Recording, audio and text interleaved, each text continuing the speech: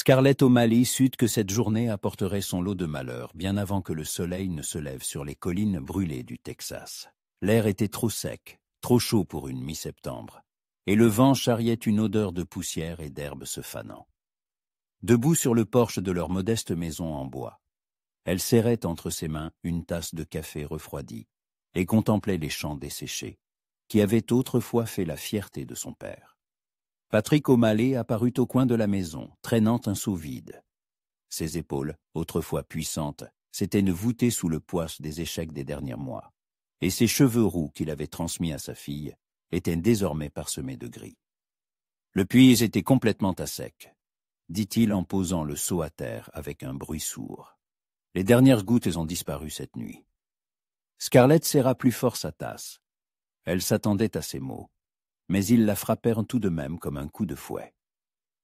« Combien nous en reste-t-il dans les citernes » demanda-t-elle, s'efforçant de garder une voix égale.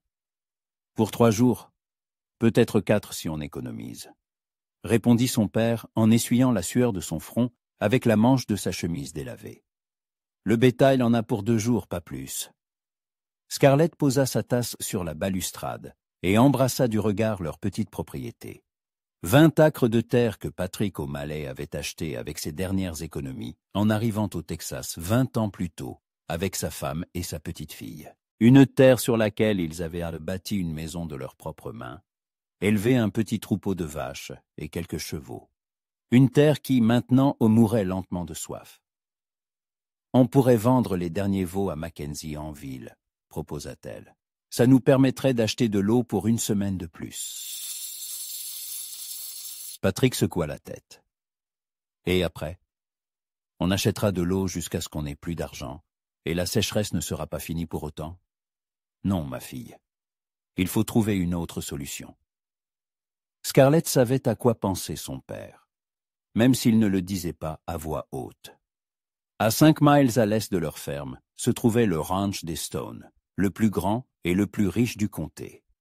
Ils possédaient 3 puits profonds et un lac entier à l'autre bout de leur domaine.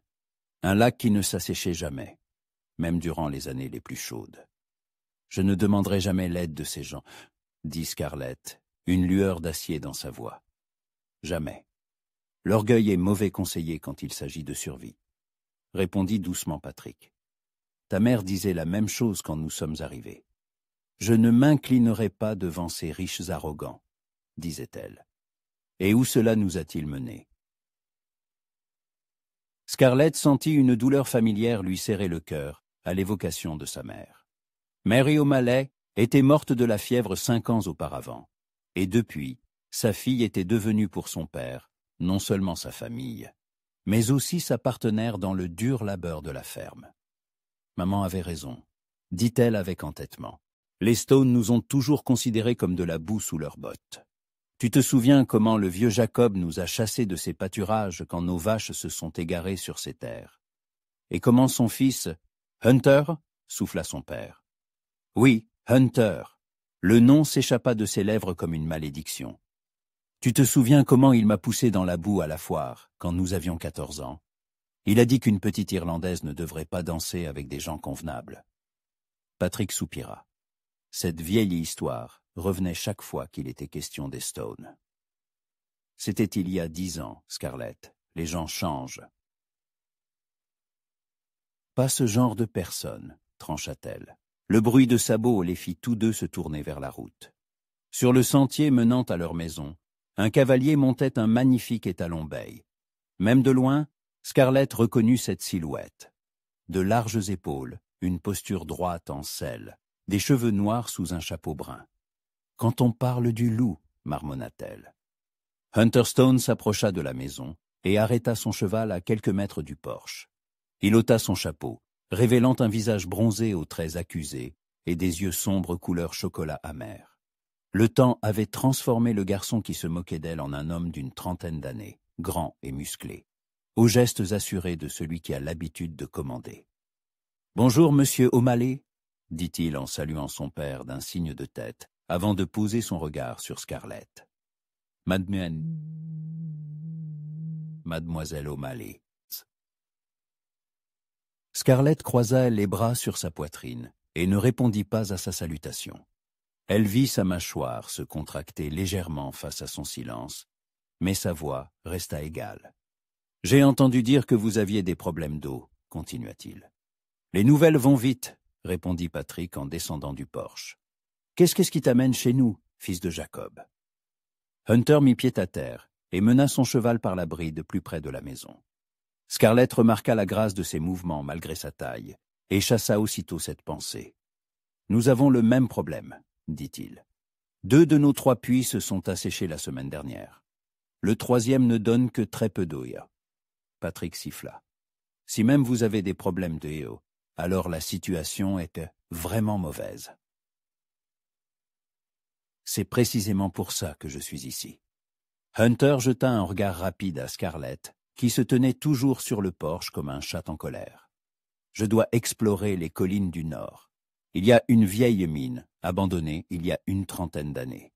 Il est possible qu'elle contienne encore de l'eau, ou que nous puissions trouver une nouvelle source à proximité. Et quel est le rapport avec nous ? Demanda froidement Scarlett. Hunter leva la tête et la regarda droit dans les yeux. Elle y vit quelque chose d'inattendu. Non pas l'arrogance à laquelle elle était habituée, mais de la fatigue et de l'inquiétude. « Les collines du nord se trouvent à la frontière de nos domaines, » dit-il. « Mais une partie de l'ancienne mine pourrait se situer sur votre terrain. Si nous y trouvons de l'eau, elle nous appartiendra de droit, à tous les deux. » Scarlett descendit du porche, ses yeux verts étincelants. « Et tu nous proposes de travailler ensemble ? Après toutes ces années où ta famille nous a traités comme des moins que rien ?» Scarlett, dit son père d'un ton d'avertissement, mais elle n'y prêta pas attention. « Tu te souviens comment ton père nous a traités de mendiants irlandais, quand nous avons demandé la permission de faire passer notre bétail sur vos terres pendant l'inondation ?» continua-t-elle en s'approchant de Hunter. « Ou comment tu as toi-même dit à tout le monde en ville que les O'Malley n'étaient pas dignes de vivre à côté de gens respectables ?» Hunter resta immobile, encaissant ses reproches. Quand elle se tut, il dit doucement « J'étais un gamin stupide. Beaucoup de ce que j'ai dit et fait était mal. »« Et c'est tout ?» ricana Scarlett. « J'étais un gamin stupide. C'est ça tes excuses pour des années d'humiliation ? » « Et que veux-tu entendre de plus ?» Pour la première fois, une pointe d'agacement perça dans sa voix. « Que je regrette, que j'avais tort, que je suis prêt à réparer mes erreurs. Je le suis. Mais ce n'est pas le moment de régler de vieux comptes, Scarlett. Nous manquons tous les deux d'eau et si nous ne trouvons pas une nouvelle source, nous perdrons tous nos terres. Peut-être que pour toi ce n'est pas le moment, répondit-elle, mais pour moi, c'est le moment idéal. Des années de ton arrogance ne disparaîtront pas simplement parce que tu as soudainement besoin de notre aide. » Hunter remit son chapeau et prit les rênes. « Très bien, dit-il. Je comprends tes sentiments, mais ma proposition tient toujours. Demain, à l'aube, je pars pour la vieille mine. Si vous changez d'avis, retrouvez-moi au Grand Chêne à la limite de nos terres. » Il sauta en selle et s'apprêtait à partir quand Scarlett l'interpella. « Stone !» Il se retourna. « Pourquoi es-tu vraiment ici ?» demanda-t-elle. « Tu as assez d'argent pour acheter de l'eau, déplacer ton bétail, ou même vendre le ranch et recommencer ailleurs. Pourquoi chercher de l'eau dans de vieilles mines ?» Hunter la regarda longuement, et Scarlett sentit qu'il pesait le pour et le contre de dire la vérité. « Parce que cette terre est tout ce que j'ai, » répondit-il enfin. « Et parce que mon père est mort il y a 2 mois, en laissant plus de dettes que je ne le pensais. Le ranch est hypothéqué jusqu'au dernier clou. Si je ne trouve pas un moyen de redresser la situation, dans 6 mois, je serai aussi pauvre que... » Il s'interrompit. « Que nous ?» termina Scarlett à sa place. « Oui, » dit-il simplement. « Que vous. » Sur ces mots, il éperonna son cheval et s'éloigna au galop, laissant derrière lui un nuage de poussière. Patrick s'approcha de sa fille et posa une main sur son épaule. « L'orgueil, ma fille, » dit-il doucement, « et il pourrait causer notre perte. » Scarlett regardait la silhouette du cavalier s'éloigner, et sentait en elle une lutte entre la haine et autre chose, une chose à laquelle elle ne voulait pas donner de nom. « Demain à l'aube, dis-tu » demanda-t-elle. « Tu ne penses tout de même pas ?»« Je pense à notre bétail qui meurt de soif, » coupa-t-elle, « et à notre terre. Si ce riche arrogant pense que je vais le laisser trouver de l'eau sur notre territoire et se l'approprier, il se trompe lourdement. » Mais même en prononçant ces mots, Scarlett savait qu'il ne s'agissait pas seulement d'Eyeo et de terre. Quelque chose dans les yeux de Hunter, quand il parlait des dettes de son père, quelque chose dans sa voix, quand il avait avoué ses erreurs, avait fait vaciller son cœur. Et c'est cela qui la mettait le plus en colère. Scarlett se réveilla bien avant l'aube. Allongée sur le lit étroit de sa chambre, elle écoutait le vent faire bruisser les feuilles sèches derrière la fenêtre et tentait de se convaincre qu'elle se rendait à la vieille mine uniquement pour l'Ouya. Mais chaque fois qu'elle fermait les yeux, le visage de Hunter Stone apparaissait devant elle, fatigué, avec de nouvelles rides au coin des yeux qu'elle n'avait pas remarquées auparavant. Elle se leva et alluma une bougie. Dans la lumière vacillante, son reflet dans le vieux miroir paraissait pâle et tendu. Ses cheveux cuivrés étaient ébouriffés par la nuit, et ses yeux verts semblaient trop grands sur son visage, aminci par les soucis. Quand s'était-elle regardée pour la dernière fois comme une femme, et non comme l'aide de son père à la ferme? Scarlett tressa rapidement ses cheveux et enfila sa tenue de travail. Une jupe en laine grise et une blouse blanche que sa mère avait cousue avant sa mort. Par-dessus, elle jeta une vieille veste en cuir de son père et glissa un petit couteau dans sa poche. Dans les prairies du Texas, une femme ne savait jamais ce qu'elle pouvait rencontrer. En bas, son père s'affairait déjà dans la cuisine, préparant du café. L'odeur des grains moulus se mêlait à l'arôme du bacon grillé. « Tu es levé tôt », remarqua Patrick sans se retourner. Je n'arrivais pas à dormir. À cause de Stone, Scarlett se versa du café d'une cafetière en fer blanc et s'assit à la table grossièrement assemblée. À cause de l'œil, corrigea-t-elle. Seulement pour l'eau. Patrick se tourna vers elle, tenant une poêle de bacon. Ses yeux gris, aussi perçants que dans sa jeunesse, examinaient attentivement le visage de sa fille. « Tu sais, ta mère aussi disait seulement pour l'argent quand elle a accepté de m'épouser, » dit-il avec un léger sourire. Un an plus tard, elle m'a avoué qu'elle était tombée amoureuse de moi au premier regard, mais qu'elle était trop fière pour l'admettre. « Ce n'est pas du tout la même chose, » objecta Scarlett, sentant ses joues s'empourprer.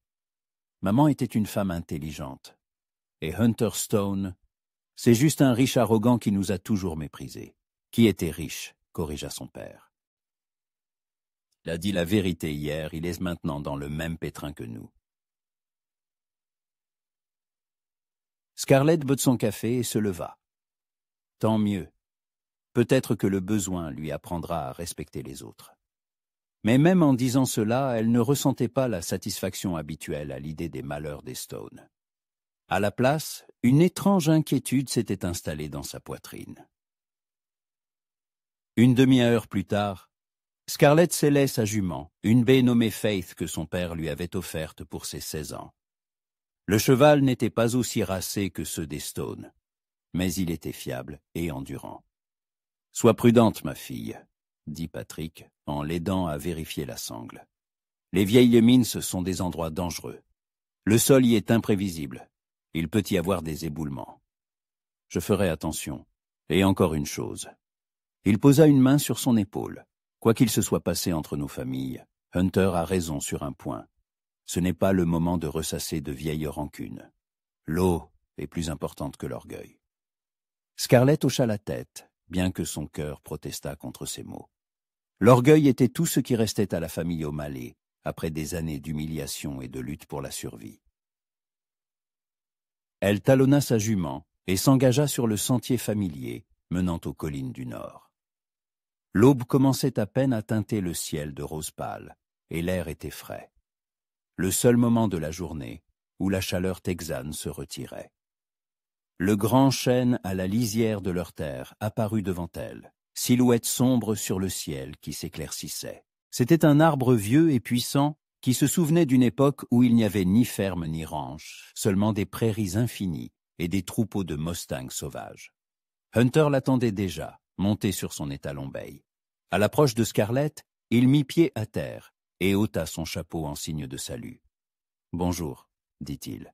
Honnêtement, je n'étais pas sûr que tu viendrais. »« Moi non plus, je n'en étais pas sûr, » répondit Scarlett, arrêtant sa jument à quelques mètres de lui. Elle l'examina à la lumière du matin. Hunter était habillé pour un long trajet. Un pantalon de cuir, des bottes robustes, une chemise sombre et un gilet. À sa selle étaient attachées une pelle, une corde et une grande gourde.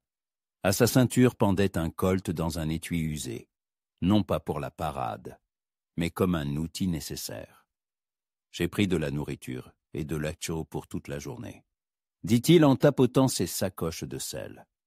La vieille mine est à une quinzaine de miles en terrain accidenté. « Je connais ces endroits, » répondit froidement Scarlett. « Mon grand-père maternel a travaillé dans cette mine jusqu'à sa fermeture. » Hunter roussa un sourcil. « Je ne savais pas.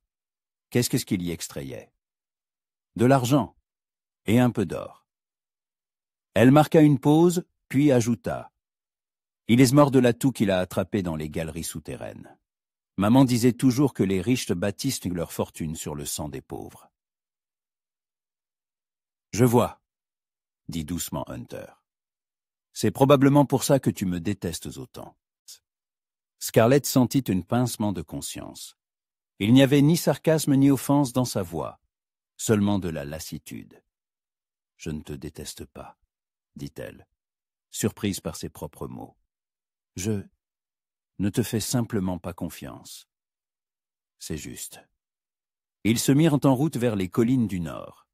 Ils chevauchèrent les premiers miles en silence, chacun plongé dans ses pensées. Scarlett ne pouvait se défaire du sentiment d'irréalité de la situation. Elle, la fille d'un pauvre fermier irlandais, chevauchait aux côtés de Hunter Stone, l'homme qu'elle avait considéré comme son ennemi pendant la plus grande partie de sa vie. Le soleil montait et la chaleur commençait à se faire sentir. Le paysage changeait lentement. Les plaines fertiles cédaient la place à des collines rocailleuses, couvertes de buissons épineux et de chênes clairsemés. « Parle-moi de ton grand-père, » demanda soudain Hunter. Scarlett se tourna vers lui, s'attendant à voir son arrogance habituelle, mais ne trouva qu'un intérêt sincère. « Pourquoi veux-tu savoir ça ? Je veux comprendre, » répondit-il simplement. Elle resta longtemps silencieuse, luttant contre l'envie de raconter. Finalement, la fierté céda la place au souvenir. « Sean O'Sullivan est venu d'Irlande en quête d'une vie meilleure, » commença-t-elle. Il travaillait à la mine 12 heures par jour pour nourrir sa femme et sa fille. Maman racontait qu'il rentrait toujours couvert de poussière noire, mais avec le sourire, car chaque jour les rapprochait de leur propre terre. Et il l'a eu ? Oui, il a acheté notre parcelle avec l'argent qu'il avait économisé pendant 5 ans. Mais à ce moment-là, ses poumons étaient déjà détruits. Il n'a vécu à la ferme que 2 ans. Hunter hocha la tête, comme s'il comprenait quelque chose. « Ma mère aussi est morte jeune, » dit-il à voix basse. « Quand j'avais 8 ans. Après ça, mon père a changé. Il est devenu plus dur. Il disait que la vie ne pardonne pas la faiblesse, qu'il faut être plus fort que les autres, sinon on se fait écraser. Et tu l'as cru ? Pendant longtemps, oui. Je pensais que l'arrogance et la cruauté étaient une force. Ce n'est que récemment que j'ai compris que ce n'était que de la peur, cachée derrière un masque. » Scarlett le regarda attentivement. De profil, son visage semblait moins sévère, presque vulnérable. « Qu'est-ce qui t'a fait changer d'avis ?» Hunter tira sur les rênes, arrêtant son cheval au sommet d'une petite colline. En bas s'étendait une vallée, au centre de laquelle se dessinait l'entrée sombre de la vieille mine. « La mort de mon père, » répondit-il sans la regarder. En triant ses papiers, j'ai trouvé des lettres qu'il n'avait jamais envoyées. des lettres à ton père, écrites après la mort de ta mère. Il y exprimait ses condoléances et offrait son aide, mais il n'a jamais osé les envoyer. Scarlett sentit quelque chose se serrer dans sa poitrine. Pourquoi? L'orgueil, répondit simplement Hunter. Ce même maudit d'orgueil qui nous divise maintenant. Ils descendirent dans la vallée, et Scarlett vit la vieille mine de plus près. Les poutres en bois au-dessus de l'entrée étaient noircies par le temps et partiellement effondrées. Mais le tunnel était encore praticable. À côté se trouvaient les vestiges de bâtiments, la maison du gardien et un entrepôt pour les outils. Plus d'une centaine d'hommes travaillaient ici autrefois, dit Scarlett en descendant de sa jument. Maman racontait que le soir, la vallée résonnait de leurs voix.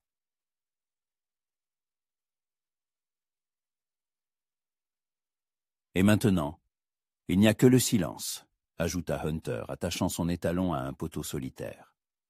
Ils s'approchèrent de l'entrée de la mine. Des profondeurs émanaient une fraîcheur et une étrange odeur minérale. Hunter sortit une lanterne de sa sacoche de sel et l'alluma. « J'irai en premier, dit-il. Si le sol commence à s'effondrer, nous irons ensemble, l'interrompit Scarlett. C'est ma terre autant que la tienne. Hunter la regarda longuement, puis hocha la tête. D'accord, mais reste près de moi et sois prudente. Ils entrèrent dans le tunnel.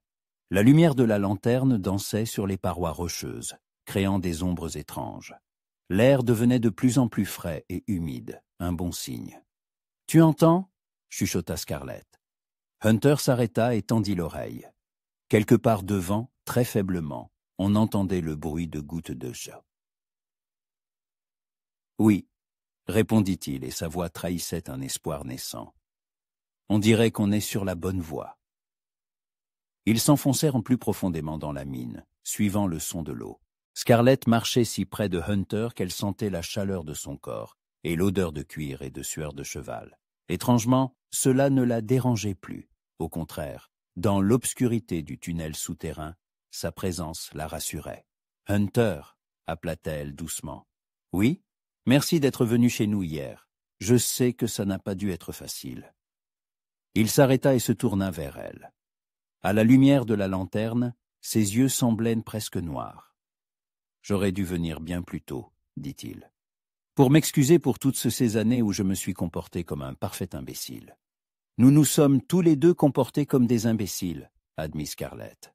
J'aurais pu, moi aussi, essayer de tendre la main. Ils se tenaient très près l'un de l'autre dans le tunnel étroit. Et Scarlett réalisa soudain à quel point sa perception de cet homme avait changé en quelques heures. Hunter ne lui semblait plus un ennemi arrogant. Il était simplement un homme, aussi inquiet et fatigué qu'elle. « Scarlett, » commença-t-il. Mais ces mots furent interrompus par un craquement sonore. Le sol trembla sous leurs pieds, et des pierres se mirent à tomber du plafond. « Un éboulement !» cria Hunter en la saisissant par la main. « Cours !» Ils se précipitèrent vers la sortie, tandis que derrière eux, des poutres s'effondraient et des tonnes de roches s'abattaient. Scarlett trébucha, mais Hunter la rattrapa et la porta littéralement dans ses bras pour la sortir du tunnel en ruine. Ils déboulèrent à la lumière du jour et tombèrent à terre, respirant lourdement. Derrière eux, le grondement continua quelques minutes, puis le silence se fit. « Tu vas bien ?» demanda Hunter, sans la lâcher. Scarlett hocha la tête, incapable de parler. Ce n'est qu'à cet instant qu'elle réalisa qu'elle aurait pu mourir dans cette mine, et que Hunter Stone, l'homme qu'elle considérait comme son ennemi, avait risqué sa vie pour la sauver. « Merci, » murmura-t-elle. « De rien, » répondit-il, et sa voix contenait une tendresse qu'elle ne lui avait jamais entendue. Ils restèrent allongés sur la terre chaude, encore serrés l'un contre l'autre, et Scarlett comprit que quelque chose entre eux avait changé pour toujours. Ils retournèrent vers les chevaux en silence, chacun absorbé par ses pensées. Scarlett sentait encore la chaleur des mains de Hunter qui l'avaient soulevée lorsque la terre s'était dérobée sous ses pieds. Cette sensation, des bras d'homme fort la protégeant, était entièrement nouvelle pour elle, et à la fois effrayante. Nous devons trouver un autre moyen d'atteindre l'eau, dit Hunter en vérifiant les sangles de sa selle. Peut-être y a-t-il une autre entrée à la mine. Ou nous pourrions essayer de creuser un puits ici, suggéra Scarlett en désignant un endroit où la terre semblait plus humide. S'il y a de l'eau dans la mine, c'est qu'une source souterraine passe par là. Hunter hocha la tête, mais son attention était fixée sur elle, pas sur le sol. Scarlett remarqua son regard et sentit ses joues rougir. « Qu'y a-t-il » demanda-t-elle, s'efforçant de paraître aussi indifférente que possible. « Rien, » répondit-il, mais il continuait de la fixer. « C'est juste que je ne t'ai jamais vue aussi effrayée. »« Je n'étais pas effrayée, » mentit Scarlett, juste prudente. Bien sûr, une pointe d'amusement perça dans sa voix. Scarlett O'Malley n'a jamais peur.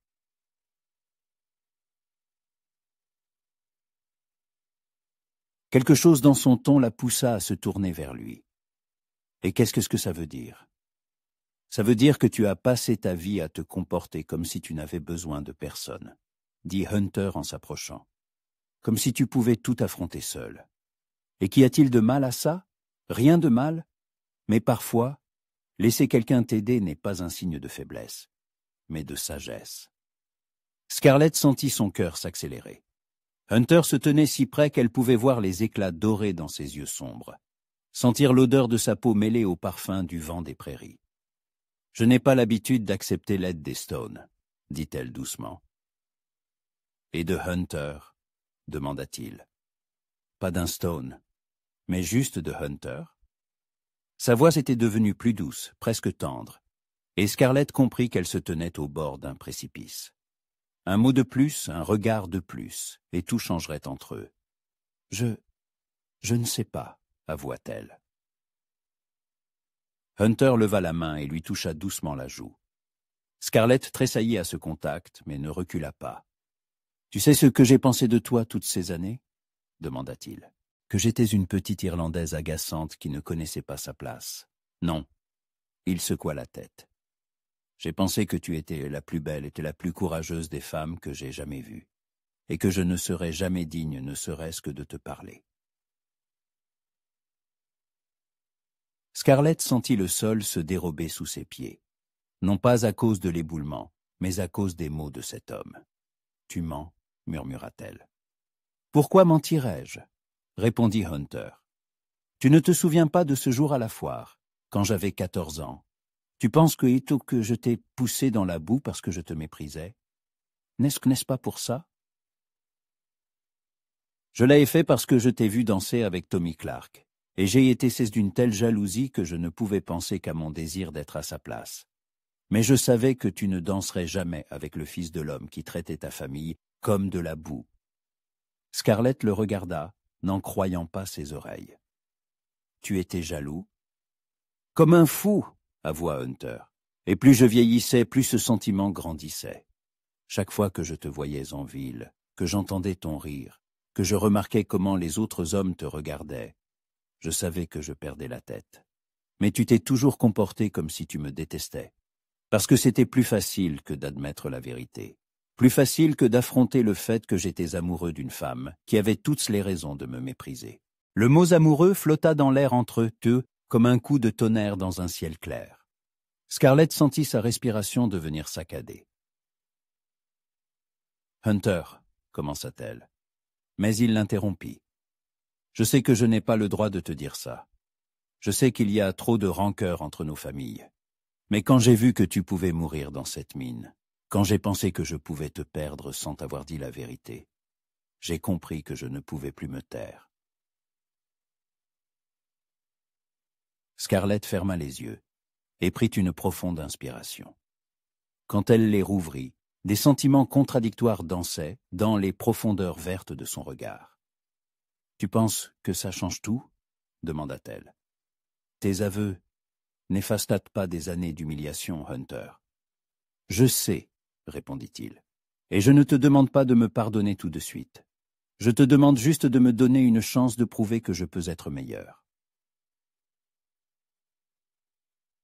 Scarlett détourna le regard vers les ruines de la vieille mine.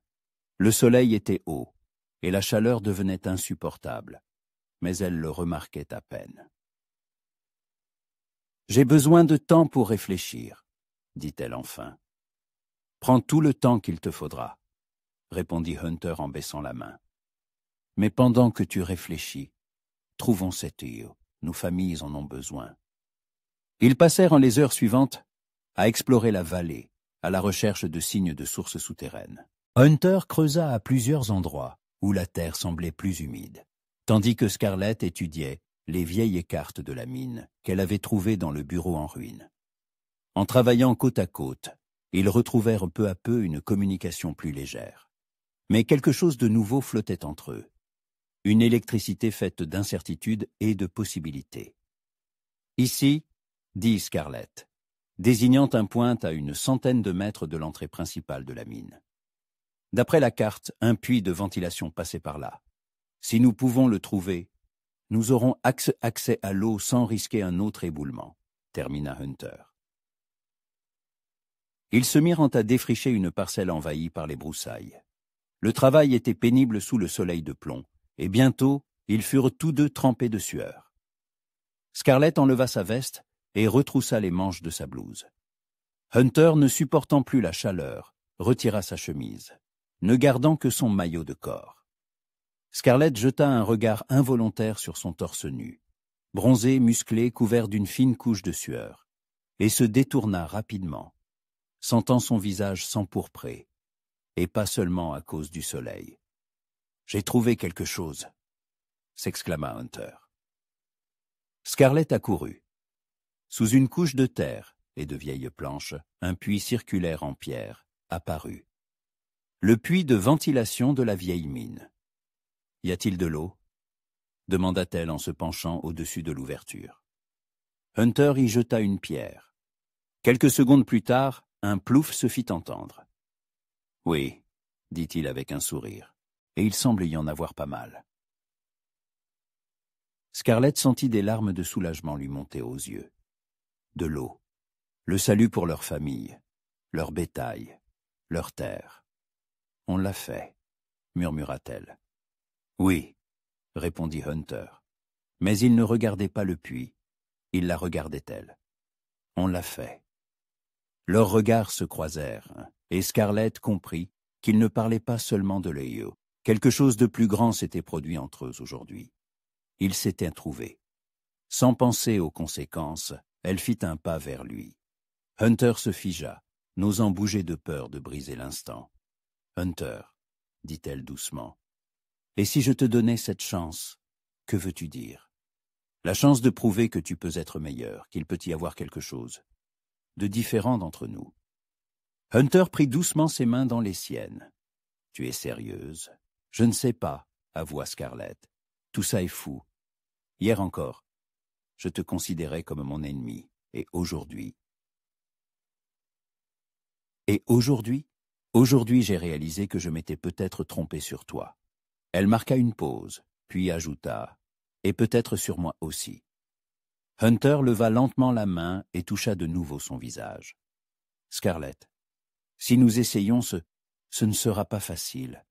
Ton père, le passé, toute la ville... » « Je sais, » l'interrompit-elle. « Mais tu sais ce que j'ai compris dans cette mine, quand la terre s'effondrait.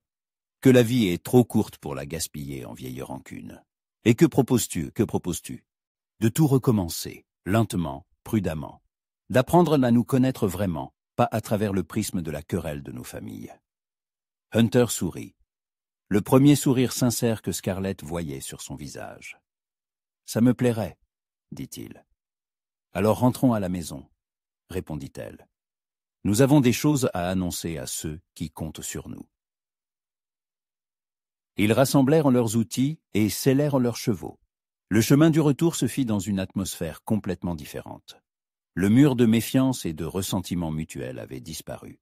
À la place, l'air était chargé d'anticipation et d'une attente nerveuse. « Scarlett, » dit Hunter, alors qu'ils approchaient du grand chêne à la lisière de leur terre. « Oui, quoi qu'il arrive, je veux que tu saches que cette journée a été la plus belle de ma vie. » Scarlett sentit son cœur faire un bond dans sa poitrine.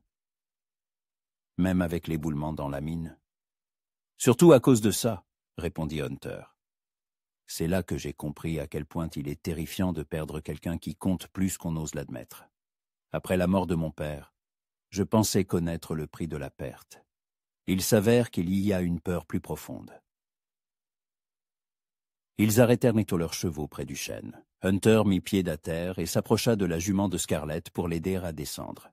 Quand ses mains se posèrent sur sa taille pour la soulever de la selle, la même électricité jaillit de nouveau entre eux. Scarlett se retrouva dans ses bras, face à lui, si près qu'elle sentait son souffle sur ses lèvres. « Hunter » murmura-t-elle. « Oui, embrasse-moi. » Il se figea comme s'il n'en croyait pas ses oreilles. « Tu es sûr ?» Pour toute réponse, Scarlett se hissa sur la pointe des pieds et posa ses lèvres sur les siennes. Le baiser fut tendre, prudent. Un premier pas en territoire inconnu. Mais quand Hunter répondit, la serrant plus fort, Scarlett comprit qu'il n'y avait plus de retour en arrière possible. Lorsqu'ils se séparèrent enfin, ils respiraient tous deux lourdement. « Mon Dieu !» murmura Scarlett. « Qu'est-ce qu'on est en train de faire ?»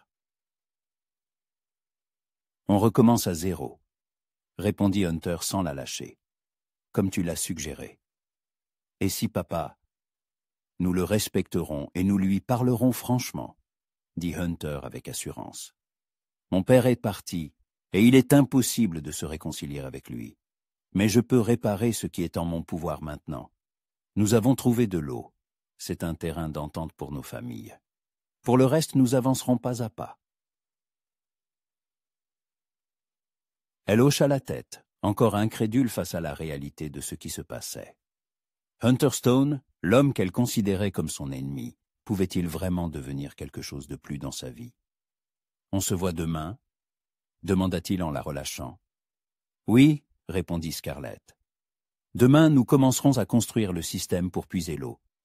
Et à construire quelque chose de plus résistant que la sécheresse, » ajouta Hunter avec un sourire entendu. Scarlett monta sur sa jument et la talonna en direction de la maison. À mi-chemin, elle se retourna et vit que Hunter se tenait toujours près du chêne, la suivant du regard. Un sentiment inconnu fleurit dans sa poitrine, chaleureux, excitant et effrayant à la fois. Pour la première fois de sa vie, Scarlett O'Malley s'autorisa à croire qu'entre la haine et l'amour, il n'y avait peut-être, en effet, qu'un seul pas. Scarlett se réveilla le lendemain matin avec le sentiment que le monde autour d'elle avait changé. La lumière du soleil filtrant à travers les rideaux semblait plus vive, le chant des oiseaux plus mélodieux. Même l'air de la chambre avait une odeur différente. Elle toucha ses lèvres du bout des doigts, se remémorant le baiser de la veille, et sentit ses joues s'enflammer. Était-ce vraiment arrivé?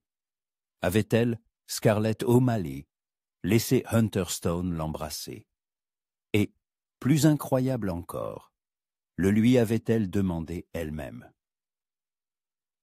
Le bruit de voix en bas la fit sursauter. Elle reconnut la voix de son père et celle de Hunter. Scarlett sauta du lit et courut à la fenêtre. Dans la cour, il y avait 2 chevaux. Faith et l'étalon bail de Hunter. Il était arrivé tôt, très tôt. Scarlett se lava rapidement le visage à l'eau froide de la cruche et enfila sa meilleure robe de travail, une jupe bleue et une blouse blanche avec un col en dentelle. Elle tressa ses cheveux en une natte soignée, laissant quelques mèches libres encadrer son visage, et se pinça les joues pour leur donner un peu de couleur. Ce n'est qu'en descendant l'escalier qu'elle réalisa qu'elle se faisait belle pour Hunter Stone, et cette découverte l'excita et l'effraya tout à la fois. Dans la cuisine, une animation inhabituelle régnait. Patrick était assis à table avec une tasse de café, tandis que Hunter se tenait près de la fenêtre, son chapeau à la main. Les 2 hommes se tournèrent vers elle à son entrée. « Bonjour ma fille », dit Patrick avec un large sourire. « Hunter m'a parlé de votre trouvaille, de l'eau dans la vieille mine. C'est un vrai miracle. »« Bonjour papa, monsieur Stone. » Scarlett salua Hunter d'un signe de tête essayant de paraître indifférente. Mais leurs regards se croisèrent, et elle vit dans ses yeux sombres la tendresse de la veille. « Mademoiselle O'Malley », répondit-il formellement, mais sa voix s'était adoucie. « J'espère que vous vous êtes bien reposée après les aventures d'hier. »« Parfaitement », répondit-elle en se versant du café. Patrick les observa avec intérêt. Quelque chose dans leur manière de se comporter lui semblait inhabituel, mais il ne parvenait pas à identifier quoi. « Hunter propose de commencer les travaux pour puiser l'eau dès aujourd'hui, » dit-il. « Il a l'équipement et les hommes. » « Mon régisseur Sam Connor est déjà en train de rassembler une équipe, » ajouta Hunter. « Si nous commençons maintenant, d'ici une semaine, nous pourrons avoir un approvisionnement constant en eau pour les deux fermes. »« Les deux ?» répéta Scarlett. « La source se trouve à la lisière de nos terres, » expliqua Hunter. « En toute justice, l'eau nous appartient à tous les deux. » Scarlett sentit une pointe de suspicion. La veille, elle avait cru à la sincérité de ses sentiments. Mais ce matin, la froide raison lui rappelait les années de querelle entre leurs familles. « C'est très noble de ta part, » dit-elle. Et sa voix retrouva les notes d'acier que Hunter connaissait bien. « Mais qu'obtiens-tu en échange ?» Patrick fronça les sourcils. « Scarlett, quel est ce ton ? Hunter nous offre son aide. »« Il l'offre, en effet ?» concéda-t-elle, sans quitter Hunter des yeux. « Mais en échange de quoi ? Les Stones n'ont jamais rien fait gratuitement. »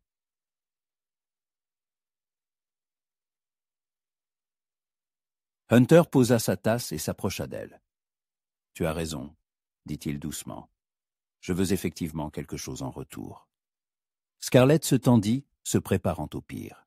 « Et quoi donc ? »« Ta confiance, » répondit-il en la regardant droit dans les yeux. « Une chance de prouver qu'il peut y avoir autre chose que de l'hostilité entre nos familles. » Patrick haussa les sourcils. Il y avait manifestement quelque chose dans l'air qu'il ne comprenait pas. « Peut-être pourriez-vous expliquer au vieil homme de quoi il s'agit ?» demanda-t-il. Scarlett et Hunter échangèrent un regard. Ils devaient décider de ce qu'ils allaient dire au père de Scarlett sur ce qui s'était passé entre eux la veille. « Papa, » commença prudemment Scarlett, « Hunter et moi, nous avons parlé hier, vraiment parlé. Et nous avons réalisé qu'il était peut-être temps d'oublier les vieilles rancunes. »« C'est vrai, monsieur, » ajouta Hunter. « Je veux réparer les erreurs que j'ai commises. Tout recommencer, sur des bases honnêtes. » Patrick les regarda longuement, puis hocha lentement la tête. « Je vois. Eh bien, peut-être que le temps du changement est venu. Mais souviens-toi, fils de Jacob, la confiance se mérite. Elle ne se reçoit pas en cadeau. »« Je comprends, » répondit sérieusement Hunter. « Bien. Alors, allez à la mine et commencez le travail. Je m'occuperai de notre bétail. Avec l'arrivée de l'eau, on pourra rapprocher le troupeau de la source. » Une heure plus tard, Scarlett et Hunter étaient de nouveau en route vers les collines du Nord.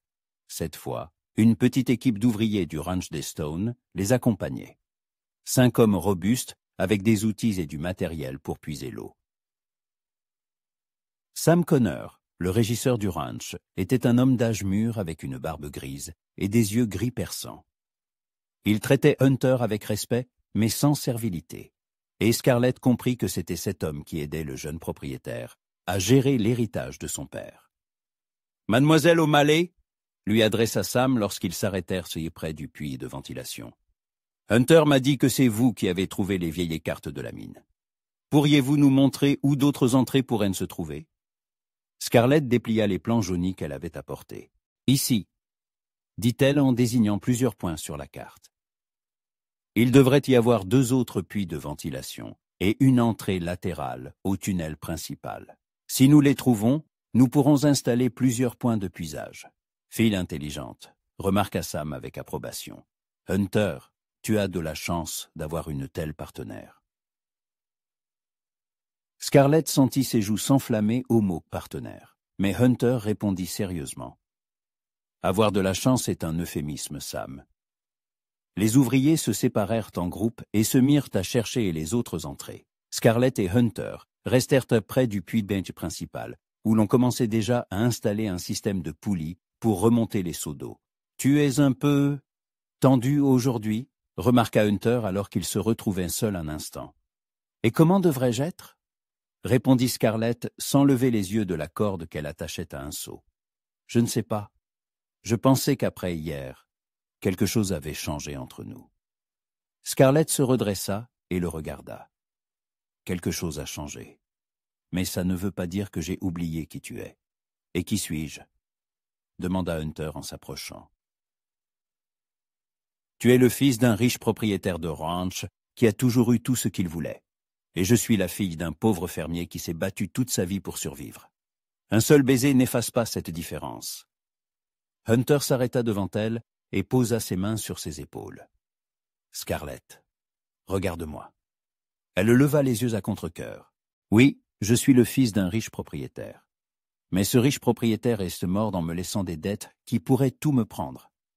Oui, j'ai eu beaucoup de choses sans effort, mais je ne les ai jamais appréciées avant de comprendre que je pouvais tout perdre. Et oui, il y a une différence entre nous, mais pas celle que tu crois. » « Laquelle, alors ? » ?»« Tu es plus forte que moi, dit-il simplement. Tu l'as toujours été.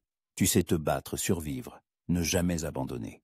Moi, je suis seulement en train d'apprendre. » Scarlett sentit sa colère commencer à fondre. « Hunter. »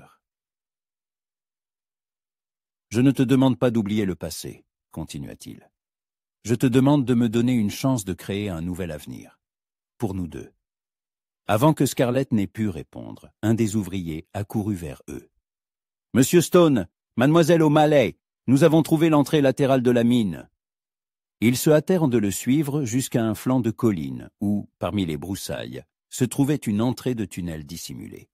Contrairement à l'entrée principale, ce passage semblait plus stable. « C'est plus sûr ici, » estima Sam. « On peut descendre et vérifier l'état des galeries de l'intérieur. »« Je viens avec vous, » dit Scarlett. « Scarlett, ça pourrait être dangereux, » objecta Hunter. « Plus dangereux qu'hier, » répondit-elle avec défi. « D'ailleurs, je connais ces tunnels mieux que quiconque. Mon grand-père a raconté à ma mère comment ils étaient faits. » Hunter voulut protester, mais il vit la détermination dans ses yeux et hocha la tête. « D'accord, mais nous y allons ensemble. » Ils prirent des lanternes et descendirent dans le tunnel latéral. À l'intérieur, il faisait frais et humide, avec une odeur de minéraux et de moisis. Leurs pas résonnaient sourdement contre les parois rocheuses. « Par ici, » dit Scarlett en montrant la droite. « D'après les récitates de mon grand-père, la principale veine d'eau doit se trouver là. » Ils s'engagèrent dans un passage étroit et, après quelques mètres, entendirent le murmure de l'œil. La lumière des lanternes arracha à l'obscurité un petit lac souterrain à l'eau cristalline.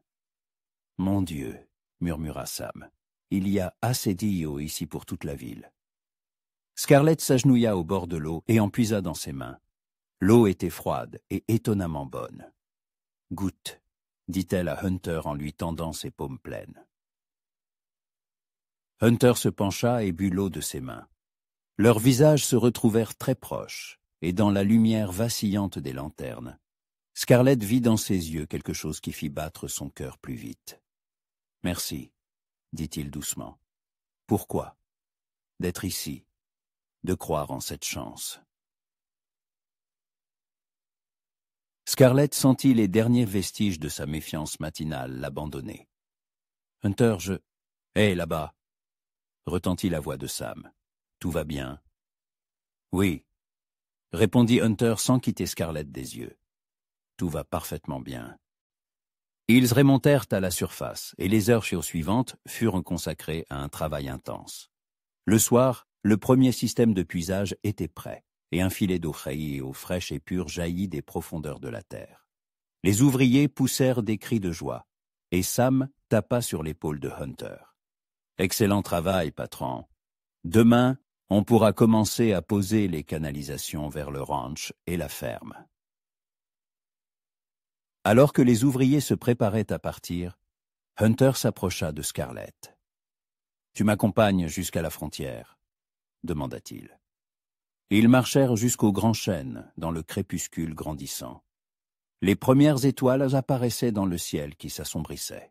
« Scarlett, » dit Hunter en s'arrêtant sous la couronne de l'arbre. « Je veux te dire quelque chose d'important. Quoi? Ce qui se passe entre nous, ce n'est pas un jeu pour moi. Ni un moyen de résoudre les problèmes de mon ranch. C'est réel. » Scarlett leva les yeux vers son visage, éclairé par la lune. « Comment savoir que tu ne mens pas? »« Parce que j'ai une proposition, » dit Hunter. « Une proposition qui te montrera à quel point je suis sérieux. »« Quelle proposition ?» Hunter prit une profonde inspiration. « Samedi, c'était la foire des récoltes en ville. Viens avec moi. »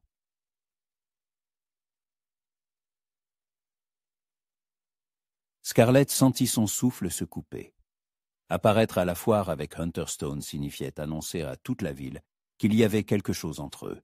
« Hunter, tu te rends compte de ce que ça impliquerait? »« Je m'en rends compte, » répondit-il. « Ça impliquerait que je n'ai plus honte de mes sentiments pour toi, que je suis prêt à affronter tous les commérages et toutes les condamnations. Et si toute la ville se retourne contre nous, alors nous nous battrons ensemble, » dit Hunter en prenant ses mains dans les siennes. « Comme nous nous sommes battus pour l'eau aujourd'hui. » Scarlett resta longtemps silencieuse, en proie à un conflit intérieur. Une partie d'elle voulait dire « oui », se lancer à corps perdu dans cette folle aventure. Mais une autre partie, prudente et raisonnable, la mettait en garde contre le danger. « J'ai besoin de réfléchir, » dit-elle enfin. « Bien sûr, » répondit Hunter. « Tu as 3 jours. » Il se pencha et l'embrassa doucement sur le front. « Bonne nuit, Scarlett. »« Bonne nuit, Hunter. » Elle le regarda monter à cheval et s'éloigner, sentant la peur et l'espoir se battre dans sa poitrine. Dans 3 jours, elle devrait prendre une décision qui changerait toute sa vie. En attendant, près de la maison des O'Malley, les eaux fraîches murmuraient.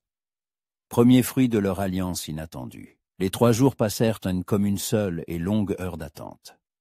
Scarlett se réveillait en pensant à Hunter, passait ses journées à tendre l'oreille au bruit des sabots sur la route, espérant voir le cavalier familier, et s'endormait tourmentée par les doutes concernant sa décision.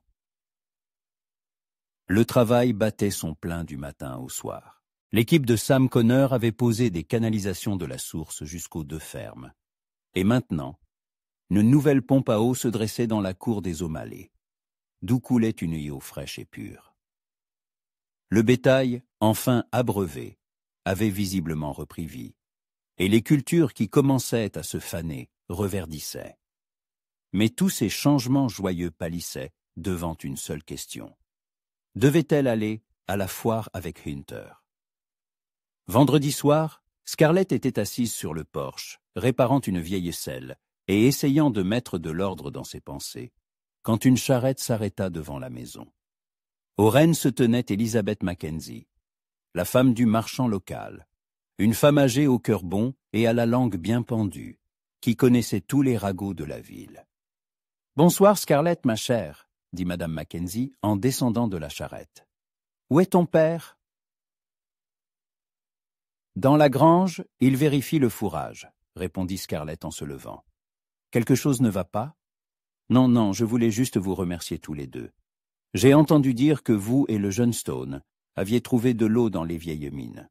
Mon mari dit que maintenant, même nos puits en ville commencent à se remplir. La rivière souterraine a dû se reconstituer.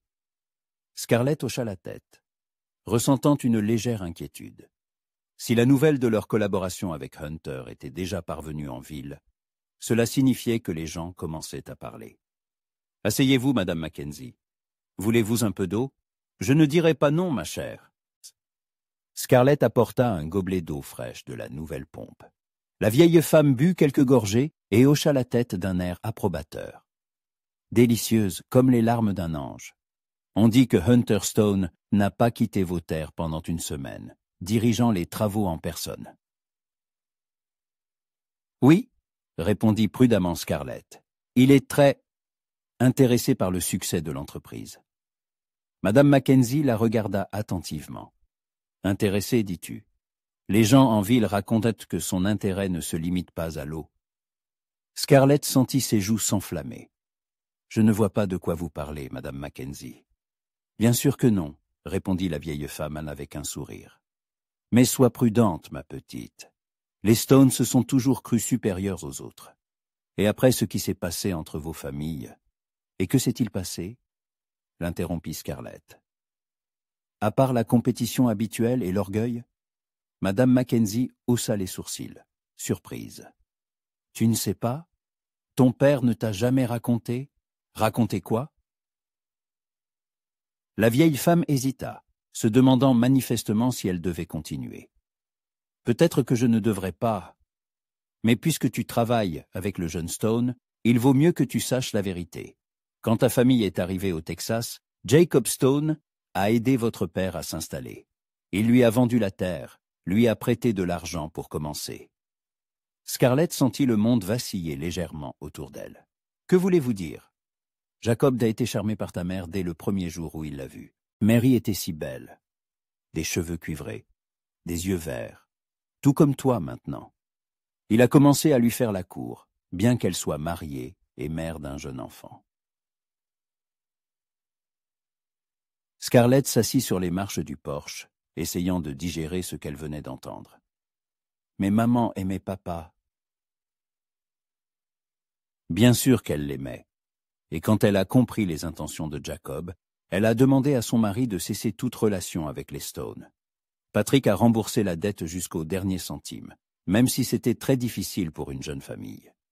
Jacob n'a jamais pardonné cette humiliation, qu'une immigrante irlandaise ait osé rejeter ses avances. Les pensées tourbillonnaient dans la tête de Scarlett. Les années d'humiliation qu'avait subies leur famille n'étaient-elles que la conséquence de l'ego blessé d'un homme? Madame Mackenzie, est-ce que Hunter est au courant de ça? Je n'en suis pas sûr. Jacob n'était pas un homme bavard, surtout en ce qui concerne le passé. Mais maintenant, tu comprends pourquoi la ville est si surprise de votre collaboration. Après le départ de Madame Mackenzie, Scarlett ne tenait plus en place. Elle erra dans la maison, se demandant si elle devait parler de cette conversation à son père. Quand Patrick revint de la grange, elle l'attendit sur le seuil. « Papa, il faut qu'on parle. » Ils s'assirent dans la cuisine, et Scarlett lui raconta les paroles de Madame Mackenzie. Patrick écouta en silence, des souvenirs douloureux se dessinant peu à peu sur son visage. « Oui, dit-il enfin, Jacob a effectivement harcelé ta mère de ses avances quand nous sommes arrivés. Mais elle y était une épouse fidèle et une mère agrémente.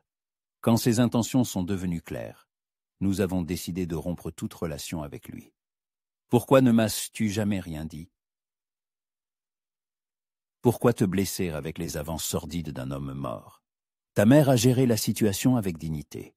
Et Jacob a transformé son ressentiment en un poison qui a envenimé les relations entre nos familles pendant toutes ces années. Scarlett se leva et s'approcha de la fenêtre, regardant en direction du ranch des Stone. Alors, pendant tout ce temps, nous avons souffert à cause de l'incapacité d'un homme à pardonner? Malheureusement, oui. Mais ma fille, cela ne signifie pas que la douleur était moins réelle. Les humiliations que nous avons subies ont vraiment eu lieu. Et maintenant, son fils me demande de l'accompagner à la foire, dit doucement Scarlett. Patrick s'approcha d'elle et posa une main sur son épaule. Et que comptes-tu répondre? Je ne sais pas. Hunter n'est pas responsable des actes de son père. Mais pourrais-je oublier toutes ces années? Toi seul peux en décider. Mais je te dirai une chose. Ta mère, elle était une femme sage. Elle a choisi la loyauté et l'honnêteté plutôt que le mensonge et la tromperie. Peut-être devrais-tu te demander ce qu'elle aurait choisi à ta place. Le lendemain matin, Scarlett se réveilla avec une décision ferme. Elle enfila sa plus belle robe, verte, de la couleur de ses yeux, que sa mère avait cousue avant de mourir. La robe était simple mais élégante, soulignant sa silhouette élancée et ses cheveux cuivrés. Hunter arriva à 10 heures précises, comme promis. Il portait un costume sombre et une chemise blanche, manifestement ses plus beaux atours. En voyant Scarlett, son visage s'illumina d'un sourire. « Tu es magnifique », dit-il en mettant pied à terre. « Merci », répondit-elle, sentant son cœur battre plus vite. Patrick sortit de la maison pour les accompagner. « Hunter, » dit-il sérieusement, « je te confie ma fille. Ne me fais pas regretter. »« Je ne vous décevrai pas, monsieur, » répondit Hunter. « Je vous le promets. » Le trajet jusqu'à la ville prit une demi-heure. Ils chevauchaient côte à côte, et Scarlett raconta à Hunter sa conversation de la veille avec Madame Mackenzie. Le visage du jeune homme s'assombrit à mesure qu'elle parlait. « Je ne savais pas, » dit-il enfin. « Mon père ne m'a jamais parlé de ça. Maintenant, tu comprends pourquoi il y a tant de douleur entre nos familles. Je comprends.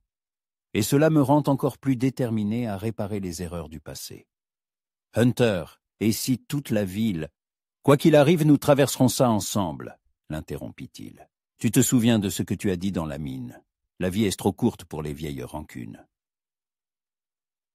Les bruits de la foire se firent entendre bien avant qu'ils n'aperçoivent les premières ententes. La musique, les rires, les voix des marchands alpaguant les clients, tout se mélangeait en une joyeuse cacophonie festive. Quand ils arrivèrent sur la place principale de la ville, les conversations s'éteignirent peu à peu.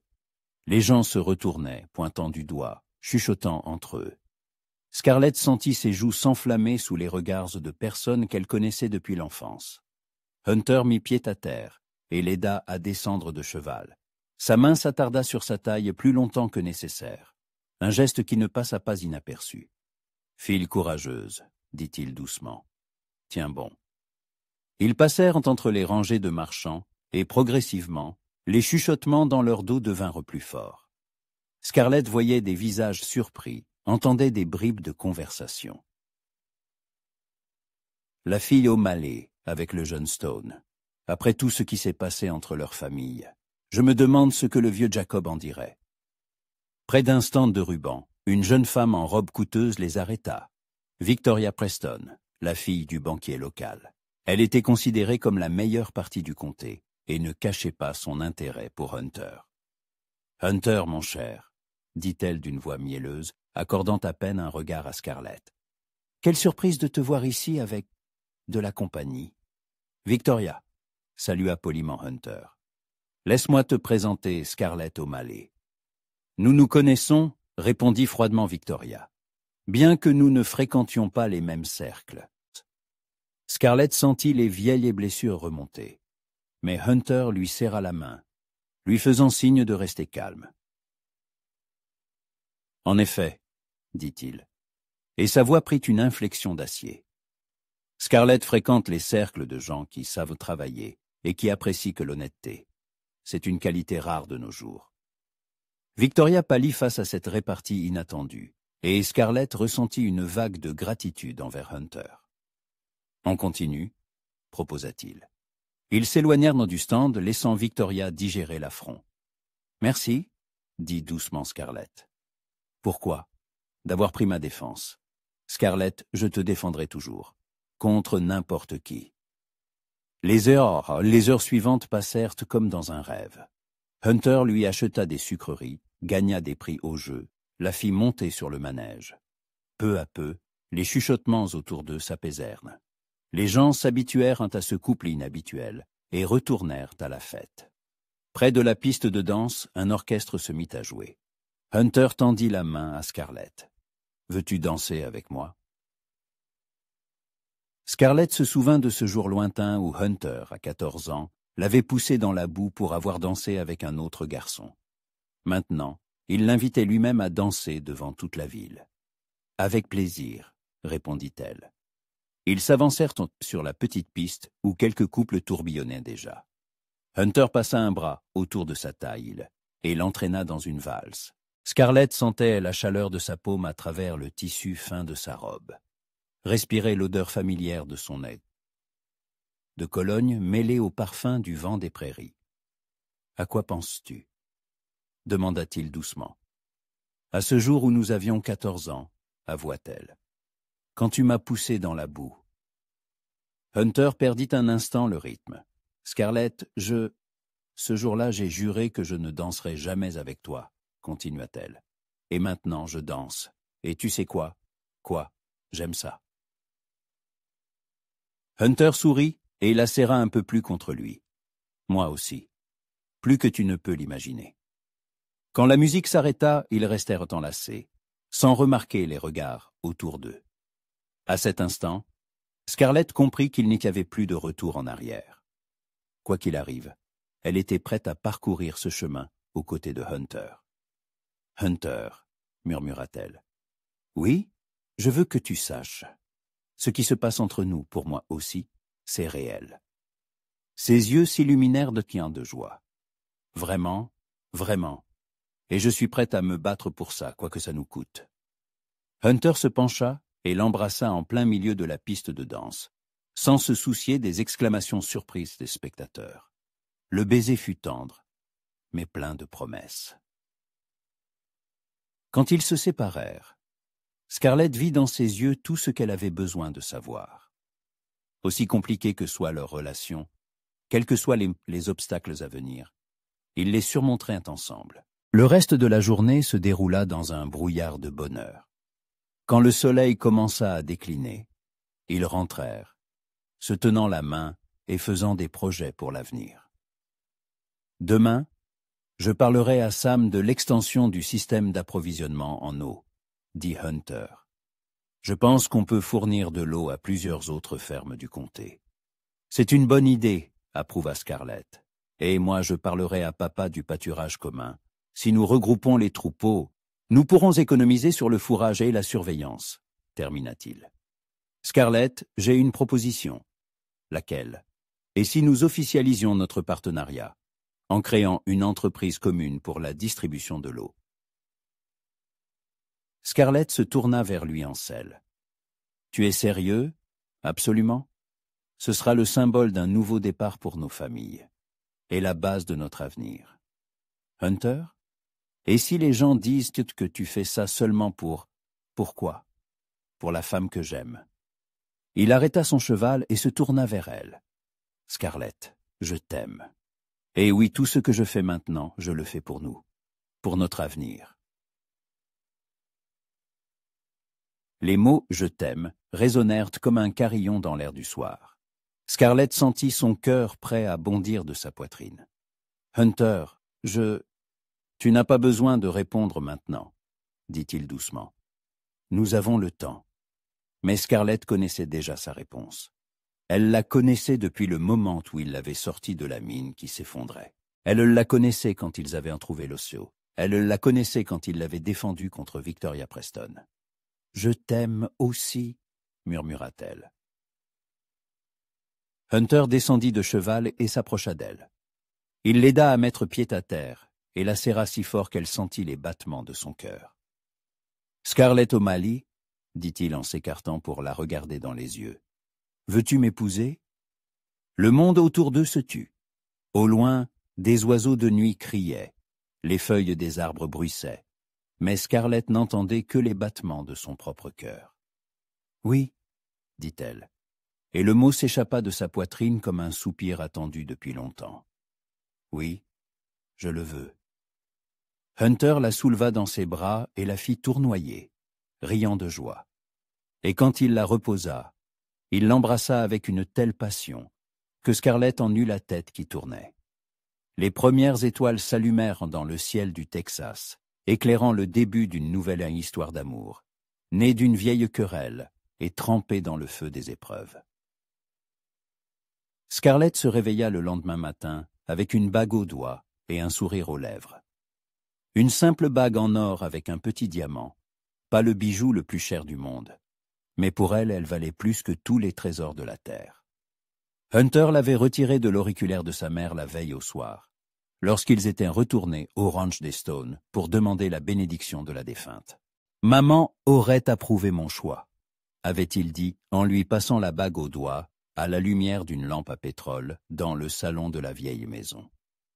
Elle disait toujours que la vraie beauté réside dans le cœur, pas dans le portefeuille. Maintenant, allongée dans son lit étroit, regardant la lumière du matin jouer dans les facettes de la pierre, Scarlett croyait à peine à la réalité de ce qui s'était passé. Une semaine auparavant, elle considérait Hunter Stone comme son ennemi, et maintenant, elle était sa fiancée. Les bruits dans la cuisine la poussèrent à se lever et à s'habiller. Aujourd'hui, une conversation importante l'attendait avec son père au sujet du mariage, de l'avenir, de la manière de fusionner les deux fermes en une seule exploitation.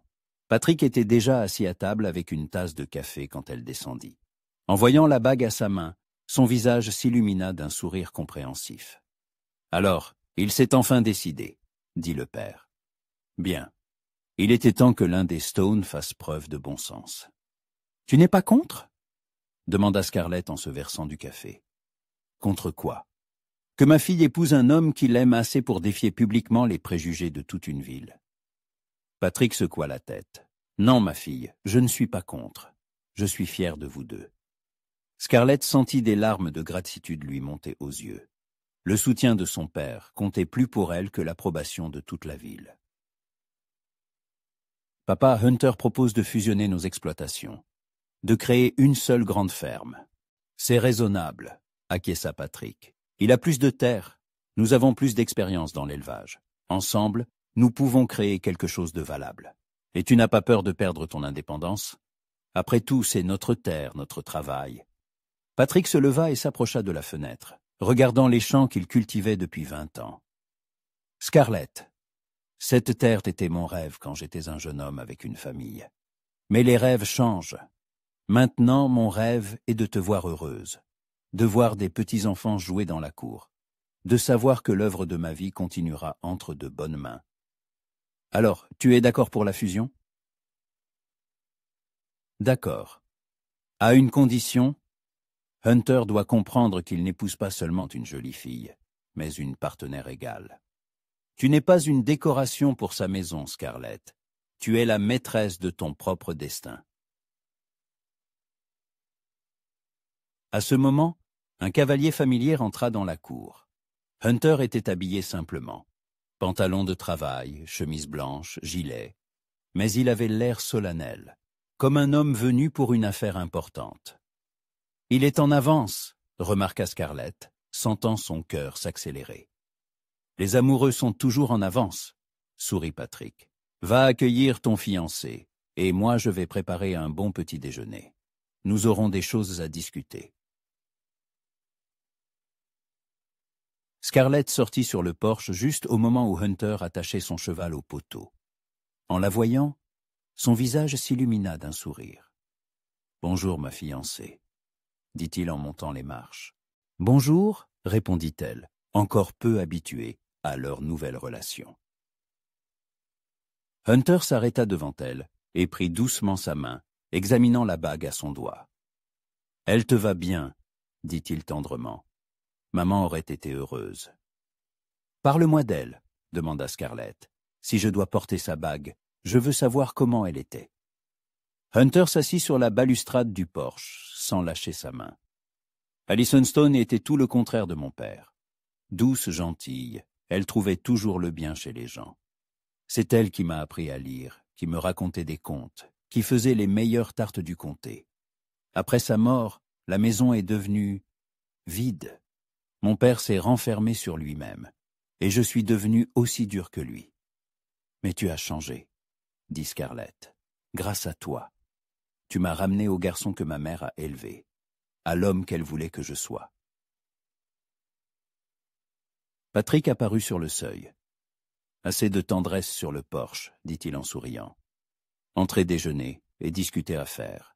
Nous avons un mariage à organiser. » Pendant le petit déjeuner, ils discutèrent des détails de la future fusion des exploitations.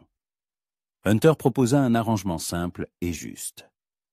Les terres resteraient la propriété de chaque famille, mais seraient exploitées en commun, les revenus étant partagés proportionnellement à la contribution de chacun. « Et pour les maisons ?» demanda Scarlett. La grande maison des Stone a beaucoup d'espace, mais ici, c'est ma maison, mes souvenirs. Nous vivrons où tu voudras, répondit Hunter. Nous pouvons emménager dans la grande maison, rester ici et la réaménager pour notre famille. Ou nous pouvons construire une nouvelle maison entre les deux parcelles, un symbole de notre nouveau départ. Une nouvelle maison, répéta Scarlett pensive. J'aime cette idée. Alors, c'est décidé, dit Patrick. Maintenant, parlons du mariage. Quand prévoyez-vous de vous marier? Scarlett et Hunter échangèrent un regard. Le plus tôt possible, dit Hunter. Je ne veux pas donner aux commères de la ville le temps d'inventer des raisons pour lesquelles nous ne devrions pas nous marier. Dans un mois? Proposa Scarlett. Ce sera suffisant pour se préparer et inviter tous ceux qu'il faut. Tous? Demanda Hunter. Scarlett. Si nous invitons toute la ville, la moitié des invités viendra juste pour assister à notre échec. Tant mieux, répondit-elle avec défi. Qu'il voie la fille d'un fermier irlandais épouser le fils d'un riche propriétaire. Qu'il voie que l'amour, et c'est plus fort que les préjugés. Hunter secoua la tête avec admiration. Tu es une femme incroyable, Scarlett O'Malley. D'accord. Organisons le mariage du siècle. Mais à une condition. La cérémonie aura lieu à l'église. Mais la fête se fera chez nous, dans notre future maison. C'est-à-dire où? Sur cette colline entre nos terres, là où nous nous sommes embrassés pour la première fois. Nous monterons une grande tente, inviterons des musiciens, dresserons des tables. Que tout le comté voit que les Stone et les O'Malley ne sont plus ennemis. Les semaines suivantes passèrent dans un tourbillon de préparatifs. Scarlett cousait sa robe de mariée en soie blanche, que Hunter avait rapportée de la ville. Simple mais élégante, soulignant sa beauté naturelle. Hunter supervisait la construction de la nouvelle maison, petite mais confortable, avec de larges fenêtres et des pièces spacieuses. Les ragots de la ville allaient bon train au sujet du mariage imminent. Certains qualifiaient l'union des O'Malley et des Stone de folie. D'autres y voyaient une histoire d'amour romantique. Mais peu à peu, en voyant le bonheur des jeunes gens, leur travail acharné en commun, le respect qu'ils se témoignaient, même les plus sceptiques commencèrent à changer d'avis. Une semaine avant le mariage, un événement faillit tout gâcher. Une élégante calèche s'arrêta devant la maison des O'Malley, d'où descendit une femme âgée en robe noire coûteuse. C'était Esther Stone, la sœur du défunt Jacob, qui vivait à Dallas et était considérée comme le membre le plus influent de la famille. Scarlett l'accueillit sur le porche, le cœur serré d'anxiété. « Mademoiselle O'Malley, » dit Esther Stone d'une voix froide, « je dois vous parler. »« Bien sûr, entrez, je vous prie. » Elles s'assirent dans le salon et Esther alla droit au but. « Je suis venue pour empêcher une catastrophe. Ce mariage ne doit pas avoir lieu. »« Pourquoi ?» demanda Scarlett, s'efforçant de rester calme. « Parce que vous n'êtes pas faits l'un pour l'autre. Hunter était l'héritier d'une des familles les plus respectées du Texas. Vous êtes la fille d'un pauvre fermier. Cette union déshonorera le nom des Stone. » Scarlett sentit une colère familière monter en elle. « Le nom des Stone n'a pas été déshonoré par mes origines ou ma pauvreté, » dit-elle d'une voix égale. « Il a été déshonoré par 20 ans de querelles basées sur l'orgueil et les préjugés. »« Comment osez-vous » s'emporta Esther. « J'ose parce que je dis la vérité. Votre frère n'a pas pu pardonner que ma mère ait préféré un homme honnête à un homme riche. Et vous perpétuez ses erreurs. »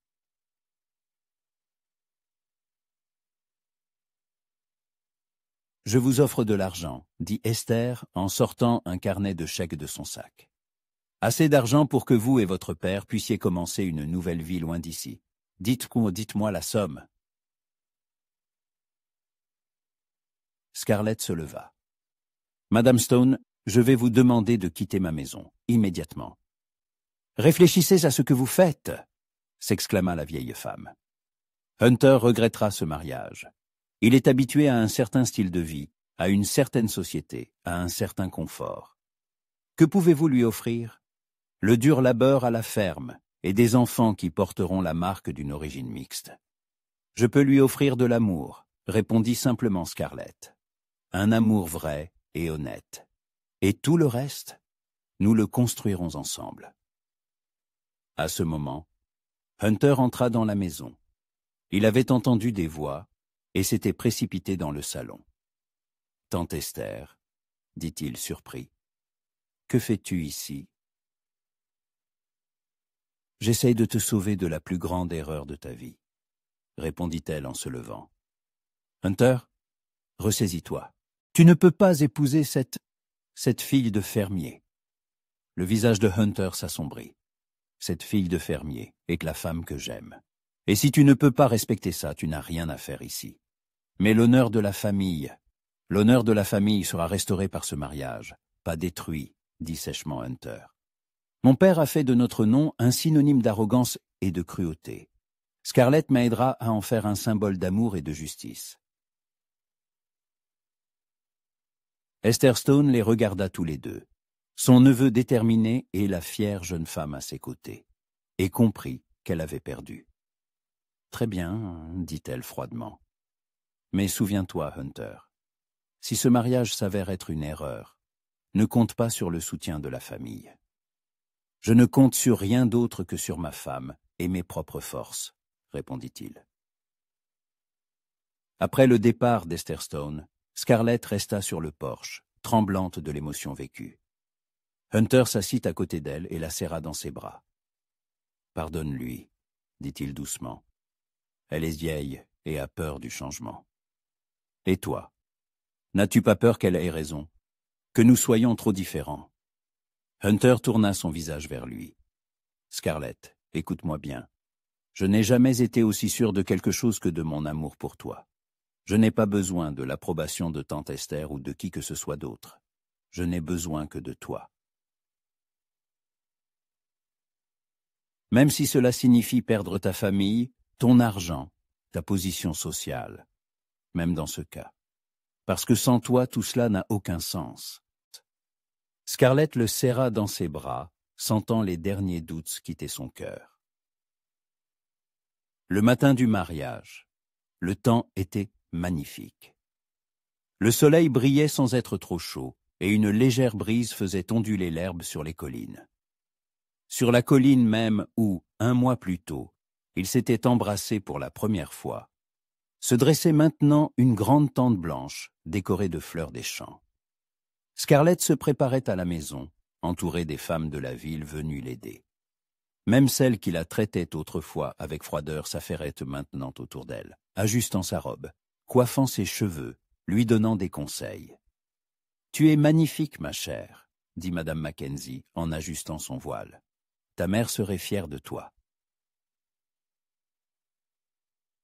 Patrick entra dans la pièce dans son plus beau costume. En voyant sa fille, des larmes lui montèrent aux yeux. « Mary, » murmura-t-il, « tu es exactement comme ta mère le jour de notre mariage. »« Papa ne me fait pas pleurer, » dit Scarlett en touchant sa main. « Tu vas gâcher mon maquillage. »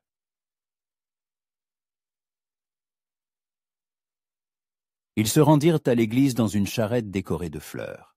Tout le long du chemin, des gens les saluaient et leur criaient des félicitations. Devant l'église, Hunter les attendait en costume noir, une rose blanche à la boutonnière. Quand Scarlett prit son bras et qu'ils entrèrent dans l'église, elle vit que tous les bancs étaient occupés. On aurait dit que toute la ville était venue, les fermiers pauvres, les riches propriétaires, les marchands et les artisans. Tous étaient réunis pour être témoins de l'union qui devait changer l'histoire de leur petite communauté. Le prêtre, le vieux père McCarthy, qui avait baptisé Scarlett et l'avait vu grandir, prononça un magnifique sermon sur l'amour, le pardon et les nouveaux départs. Quand vint le moment d'échanger leurs vœux, Hunter et Scarlett se regardèrent dans les yeux, et le monde indien disparut autour d'eux. « Moi, Hunter Jacob Stone, » dit-il d'une voix ferme, « je te prends, Scarlett Mary O'Malley, pour épouse. Je promets de t'aimer, de te respecter, de te protéger tous les jours de ma vie, dans le bonheur et les épreuves, dans la richesse et la pauvreté, dans la santé et la maladie, jusqu'à ce que la mort nous sépare. Moi, Scarlett Mary O'Malley, répondit-elle, et sa voix résonna comme une clochette d'argent. Je te prends, Hunter Jacob Stone, pour époux. Je promets de t'aimer, de te respecter, de te soutenir tous les jours de ma vie, dans le bonheur et les épreuves, dans la richesse et la pauvreté, dans la santé et la maladie, jusqu'à ce que la mort nous sépare. Lorsque le père McCarthy les déclara mari et femme, et que Hunter embrassa sa nouvelle épouse, l'église explosa d'applaudissements. Même ceux qui étaient venus par curiosité ou par scepticisme furent émus par la sincérité du moment. La fête sur la colline dura jusque tard dans la nuit. Les gens dansèrent, chantèrent, mangèrent, burent, racontèrent des histoires. De vieux ennemis se serrèrent la main, les enfants jouèrent ensemble, ignorant les anciennes querelles familiales. Quand la lune fut haute dans le ciel et que les derniers invités furent en partie, Scarlett et Hunter se retrouvèrent seuls sous les étoiles. Ils se tenaient sur le seuil de leur nouvelle maison, simple mais solide, construite de leurs propres mains et remplie de leurs rêves. « Madame Stone, » dit Hunter en soulevant sa femme dans ses bras. « J'aime le son de ce nom, » répondit-elle en l'enlaçant par le cou. Il la fit passer le seuil de leur maison, de leur nouvelle vie, de l'avenir qu'ils allaient construire ensemble. Par la fenêtre de la chambre, on voyait la colline où se trouvait la vieille mine, désormais source de vie et non d'oubli. À côté, l'eau du système qu'ils avaient créé ensemble murmurait. Et au loin, à la lisière des deux parcelles, poussait un grand chêne, témoin de leur premier baiser et de leurs promesses. « Tu sais à quoi je pense ?» murmura Scarlett en se blottissant contre son mari. « À quoi ? Que nos enfants joueront sous ce chêne, et ils ne sauront jamais qu'il y a eu une querelle entre nos familles. Pour eux, ce sera juste l'arbre sous lequel papa et maman se sont embrassés pour la première fois. » « Nos enfants, » répéta Hunter pensif. « J'aime le son de ces mots. Moi aussi. » Ils s'endormirent dans les bras l'un de l'autre sous le ciel étoilé du Texas, sachant que de nombreuses difficultés, beaucoup de travail et de nombreuses épreuves les attendaient. Mais ils traverseraient tout cela ensemble, tout comme ils avaient traversé la sécheresse, les vieilles rancunes et les préjugés des autres. Et le matin, ils se réveilleraient non pas comme un Stone et une O'Malley, non pas comme des ennemis réconciliés par intérêt, mais comme une famille. Comme le début d'une nouvelle histoire qui s'écrirait avec l'amour et non la haine, avec l'espoir et non la vengeance. Et dans la vieille mine, au plus profond de la terre, là, pur continuerait de couler, symbole que même des lieux les plus arides, on peut extraire la vie, si l'on sait où chercher, et si l'on n'a pas peur de creuser plus profond, 5 ans plus tard. Un petit garçon aux cheveux roux jouait sous le grand chêne, faisant galoper un cheval de bois dans l'herbe et chantonnant une chanson que sa mère lui avait apprise. Il s'appelait Patrick, en l'honneur de son grand-père, et il avait les yeux verts de sa mère et le menton déterminé de son père. Scarlett Stone se tenait sur le porche de sa maison, tenant dans ses bras sa fille nouveau-née, Allison, nommée en l'honneur de la grand-mère qu'elle n'avait jamais connue, mais dont elle avait beaucoup entendu parler. L'enfant dormait paisiblement, tandis que sa mère admirait le paysage serein, les champs verdoyants, le bétail paissant, les hommes travaillant dans les champs. Le ranch Stone O'Malley était devenu le plus prospère du comté. Leur système d'approvisionnement en seaux desservait désormais une douzaine de fermes. Leur bétail était considéré comme le meilleur du Texas, et leur histoire d'amour était devenue une légende que l'on racontait aux jeunes couples pour les inspirer. Hunter arriva à cheval, couvert de poussière après une longue journée de travail, mais avec un sourire aux lèvres. En voyant sa femme et ses enfants, ses yeux s'illuminèrent du même amour que le premier jour de leur rencontre près de la vieille mine. « Comment s'est passée la journée ?» demanda-t-il en montant sur le porche. « Merveilleusement. Patrick apprend à lire. Allison a dormi presque toute la nuit. et des géologues de la ville sont venus à la vieille mine aujourd'hui. Ils disent qu'il pourrait y avoir non seulement de l'eau, mais aussi de l'argent. De l'argent? S'étonna Hunter. Intéressant. Tu n'as pas peur que nous devenions trop riches? Scarlett rit. Non. La richesse, ce n'est pas l'argent, Hunter. La richesse, c'est ce que nous avons déjà. Tout le reste n'est qu'un agréable supplément. Il l'enlaça d'un bras, avec précaution pour ne pas réveiller l'enfant, et l'embrassa sur la tempe. Femme sage, c'est pour ça que je suis tombé amoureux de toi. Seulement pour ça? Le taquina-t-elle.